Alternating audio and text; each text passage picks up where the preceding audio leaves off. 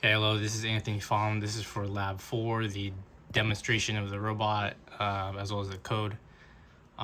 Just to explain the code a little bit, I have here the classic, or the usual setup headers, encoders, motors, the A button, the macros.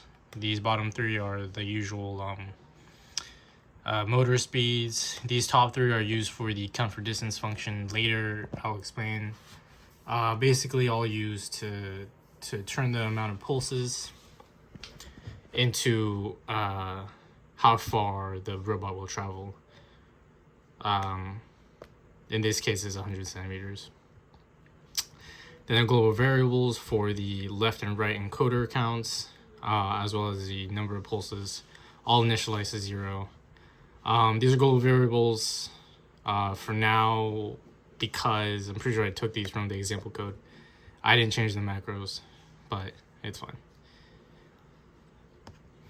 The setup function, this line in the setup function basically starts the serial monitor used for troubleshooting, looking at encoder counts and stuff, which I could show later. Then the main void loop, which is basically 2 lines of code, 2 function calls. The first call is just for the button wait. After you press the button, then the drive function is called, which is down here. I'll get to that later. But for the count for distance function, essentially it just takes in 3 parameters. It calculates the pulses needed to travel a certain amount of distance. In this case, it's the 100 centimeters, along with, the wheel diameter. I think it was 6.999.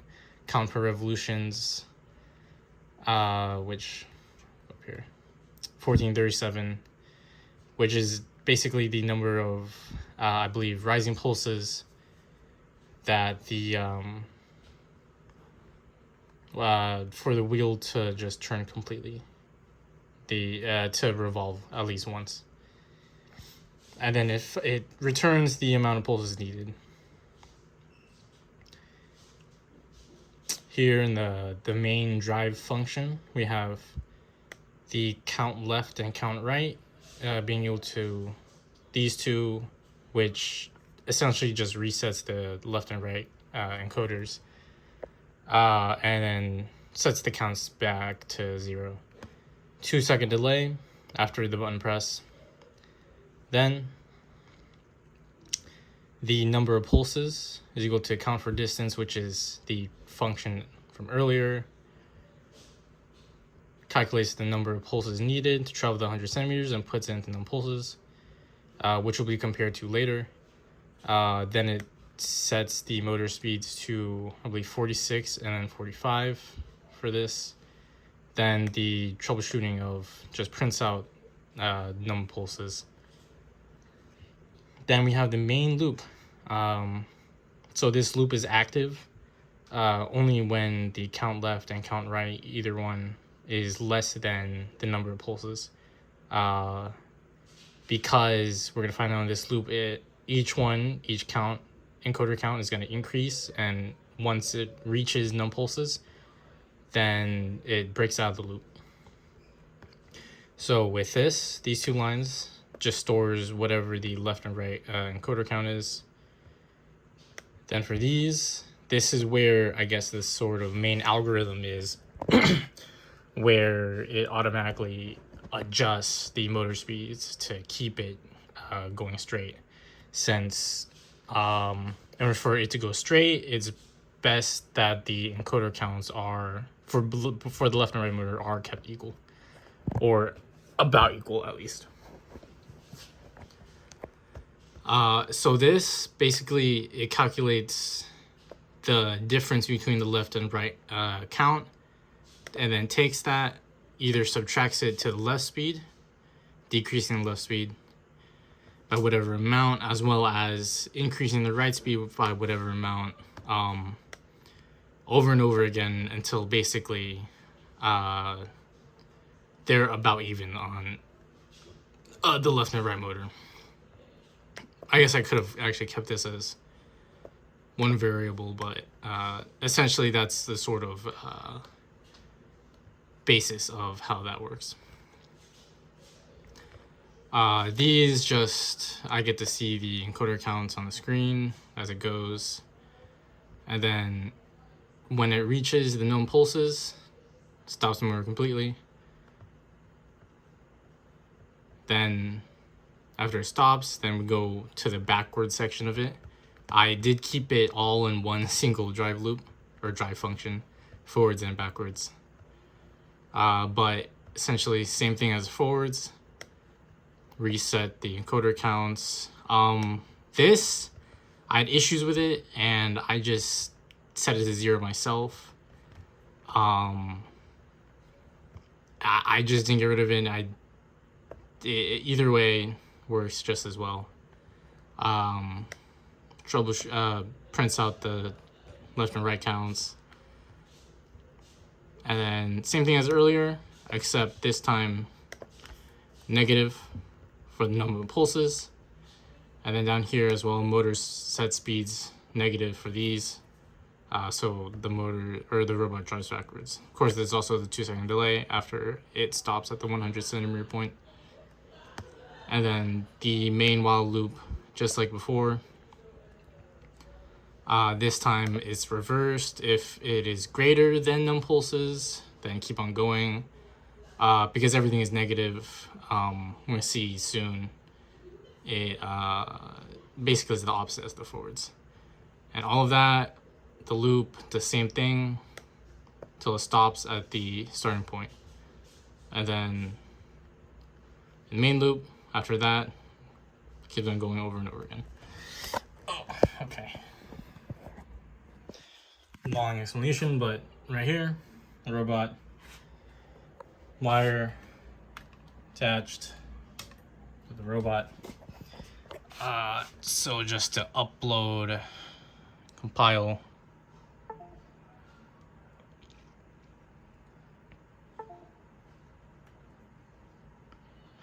Done uploading, and I don't know if I need to show this, but I might as well. With the serial monitor as well, press the A button right here. Then of course, the number left and right encoder counts increase up until I believe 65, 34, 65, 35. 2-second delay after it's done. Then it technically it decreases in this case, but it does count up to 60. I forgot 65, 36, 65, 34. And press the A button again. Does the same thing. So take the wire out. Hello. This is for just to explain the cut. That was a huge, I guess, issue with the robot. But just to confirm, this is the same code. Scroll through it. I also don't want to explain all the code again, so. It's connected currently. Upload.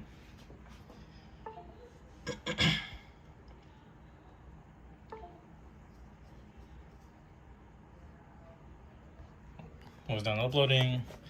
Take the wire out. Go. We're here to the sort of testing bench. And before I actually test it, let me take a tape measure out.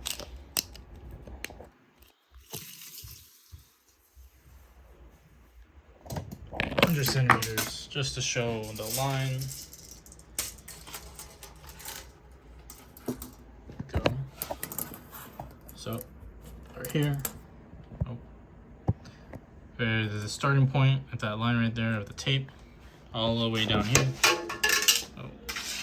of the line.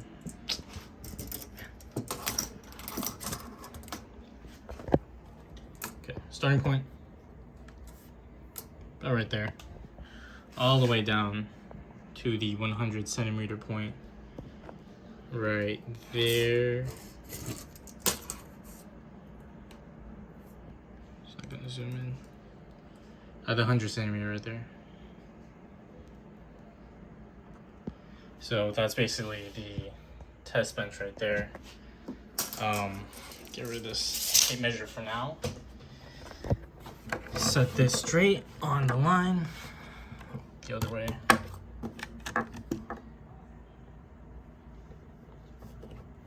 Hopefully I set this as straight as possible.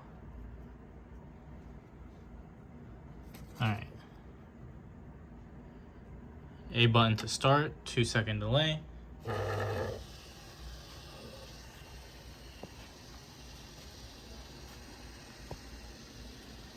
Veering off to the right a little bit as it goes forward. It does stop at the 100. And then it goes backwards all the way until the 100 centimeter starting point. And it is back on the line, so it does go 100 centimeters back and forth. However, it is off by a little bit. So let me go ahead and take the tape measure out. Measure this.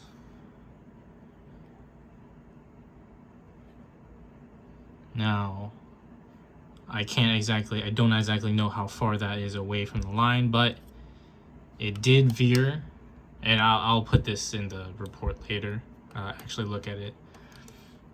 But it did go the 100 centimeters back and forth exactly. However, at first, going forwards, it did veer to the right a little bit, and then going backwards, it went back, veered to the right, although when I did set it down, there's a chance I might have tilted a little bit. However, going back, it still veered to the right just enough where that it still didn't land right where I set it.